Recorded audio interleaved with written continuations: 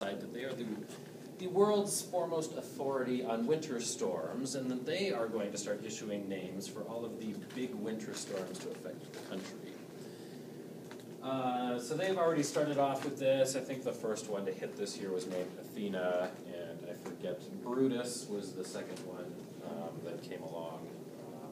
So they're going with, again, this alphabetical naming convention. But the Weather Service is not playing along and will have absolutely nothing to do with it. Their directorate actually issued a memo that went out to all of the offices saying, in your forecast products, you absolutely are not allowed to refer to this storm by any of the Weather Channel's terminology for these storms. So they were specifically told they cannot refer to it as Athena or Brutus or anything like that. And it's actually causing confusion among the general population because they hear names coming from the Weather Channel, and because everybody's used to hearing names for hurricanes, they're thinking that some of these names are now associated with hurricanes, and because we just had Sandy that shot up and did all the damage, and then they heard about Athena, they thought that we had started over in the alphabet again, for some strange reason. So they were thinking Athena was a hurricane. Obviously she wasn't. But my guess is we probably haven't seen the end of this, and at some point, either it's going to die off and people are just going to completely ignore what the Weather Channel's trying to do, and they're going to look like a bunch of idiots, as they should. Or somebody's actually going to get together and get, again, an international group of people together to sit down and come up with official criteria for how you would name a storm, what criteria you would need in order for it to become a named storm, how long that name is valid for, all that sort of stuff. So, yeah, there's a lot of controversy out there right now with what the Weather Channel's trying to do. My guess is they're going to get squashed in the end. Their naming conventions are going to stick. Not to mention they come up with some really stupid names. Brutus. Well, they have Gandalf in there too. And Gandalf is in there, yes. Seriously, yes. Gandalf's in there? Yeah, Gandalf is in the G. Gandalf's going to hit us this year, watch. Yeah. It's coming. Get dumped on by Here comes Gandalf. Gandalf. Yeah. The winter storm baggings it's just terrible, guys. Yeah. Yeah. The article I was reading about it said that there's a reason that we haven't come up, that we leave naming conventions to international groups where they sit down and do this seriously so we don't end up with things like Hurricane Fluffy Bunny, is what they had referred to. Was it that one that Jeff posted, the article? Yes. Let's see, hurricane movement, again, for the most part. Actually, let me ask you, what are a couple of things you noticed just from looking at this chart, right off the top of your head?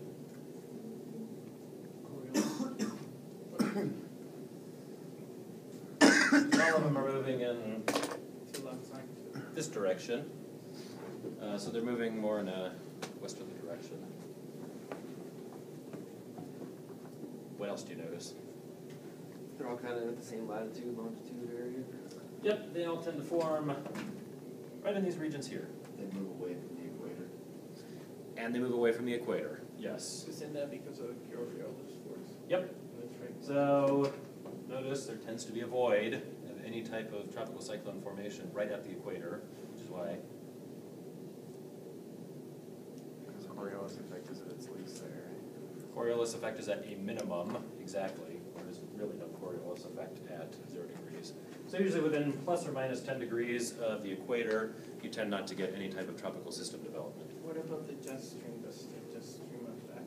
Nope. The jet stream generally does not affect these because the jet stream tends to stay much further north. So that's another reason that you get hurricanes forming in these areas, because you don't have strong sheared environments associated with the jet stream.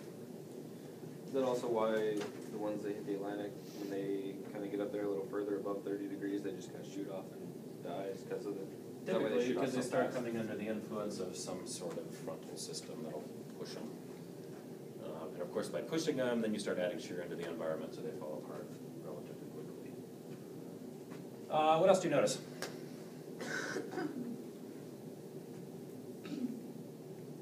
They start to form when you hit land? Maybe. Usually they'll form out of here, they'll fall apart quickly once you hit land. The ones we worry about come from Africa, right? Yeah, this is the primary zone that we're interested in that usually cause us the most problems. Again, you get some that form right in this region here. Usually if they turn around and circle back and hit anything, they go into Mexico. can get some that'll come up and clip the southern end of California. Why don't any go down into South America? Why is there this void? Ocean currents. Ocean currents, for one, definitely. Also, what happens in this region? You've got ENSO going on in that region. You've got the Walker circulation, which is set up as well, which tends to hamper any type of development of hurricanes, things like that. Why the void here?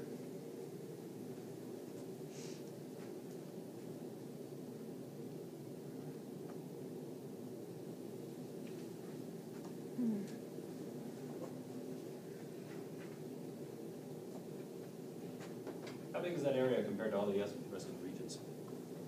Very big. Relatively small compared to the time it takes for all the rest of these to develop. So you can get tropical waves and stuff that will form down in this region, but generally by the time they move, they've hit land. There's really not enough time for a good hurricane to form down in that region. Also, I think there's some other ocean currents and stuff that tend to inhibit hurricane development down in that region. What else do you notice on this map? Different names. Yes. Notice we've got hurricanes here. We have cyclones here and up there, and typhoons there. Why the different names? Is it a cyclone because it's on the southern hemisphere and the way it spins? Maybe? No? Okay. No, Named at different times by different people. it's a regional language thing. Yeah. The Asian countries always refer to them as typhoons. Typhoon is just another name for hurricane. And the people down in the south always refer to them as cyclones because they're just big cyclonically turning systems. And of course, here, call them hurricanes, which I think is actually an Indian name, if I remember correctly. So the Indians refer to them as hurricanes, so we picked that term up as well. What else do they call it down in Australia? Anybody know? I bet it's awesome. They refer to them as willy willies. Of course. Hey, quick question though. The ones that go into Bangladesh, you said that the reason they didn't form down there was because there wasn't much land, but it doesn't look like there's much area there for them to form either. There isn't, but the Indian Ocean and stuff is shallow and tends to heat up very quickly. So you can get a lot more moisture and you can get storms that form much quicker. Whereas over here you've got very deep ocean and a lot cooler water temperatures. Is that also why they intensify like exponentially when they hit like the Florida Straits and the Caribbean? Like, It's very shallow there. Yeah, much more shallow over there, and that is one thing that the Hurricane Center will look at as these hurricanes are moving along is where's their projected path and what are the ocean surface temperatures looking like in that area? Are they warmer? Is that going to cause them to increase? What is the upper level environment like? Are they moving into a sheared environment? Are they staying in a non-sheared environment? One other thing I want to point out, when you're dealing with hurricane development, and let me flip back. Can't see it. Right here. When they encounter a slow-moving trough of low pressure, the key to this statement is a trough of low pressure. If you, and I think this is looking down from the south, not necessarily the north. When you get these troughs of low pressure that are out over the Atlantic, they're actually typically centered under some sort of high pressure, some sort of ridge. So you'll get these hurricanes that are associated with high pressure. Why is that important?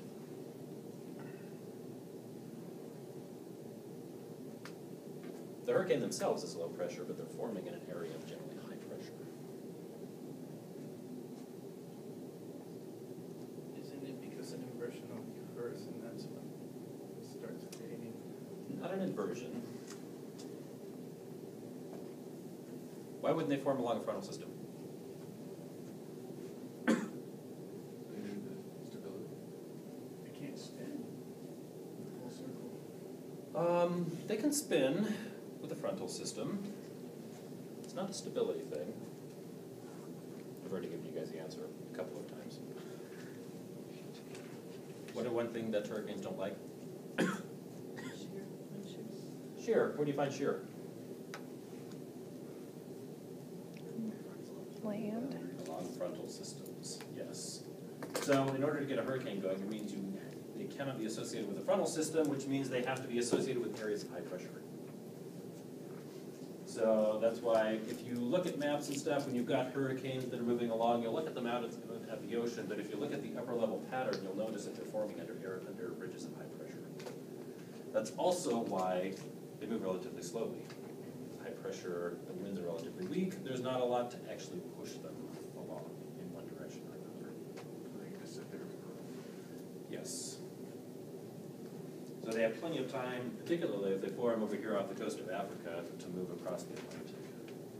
So, but if you say it's associated with high pressure, then where's the high pressure on that? That's the trough of low pressure, right? Yes, and I think, actually it is in the northern hemisphere, but it's an inverted trough, as we call it. Normally when you think of troughs in this direction. The lab that you just turned in actually had an inverted trough associated with it. If you looked at where you drew your low pressure over Nebraska, roughly, you had the warm front coming off to the right in this direction. You had a cold front that draped back down to the southwest. There was also, if you looked at the wind field, what looked like another cold front that went up to the north. If you were to draw the lines, they would kink like this, but we call them inverted troughs. It's just a region of low pressure that's associated with, or that's associated underneath high pressure. So you mean the high pressure is higher in? This would be kind of, the whole high pressure region would be over this whole area, but you've got this trough of low pressure that's actually kinking in this direction instead of this direction. I don't really go over inverted troughs and stuff in this class because I would rather you guys focus on the main things, because inverted troughs can get to be a little bit confusing to people, especially when you first learning this stuff. But it's inverted troughs and stuff that are really what you're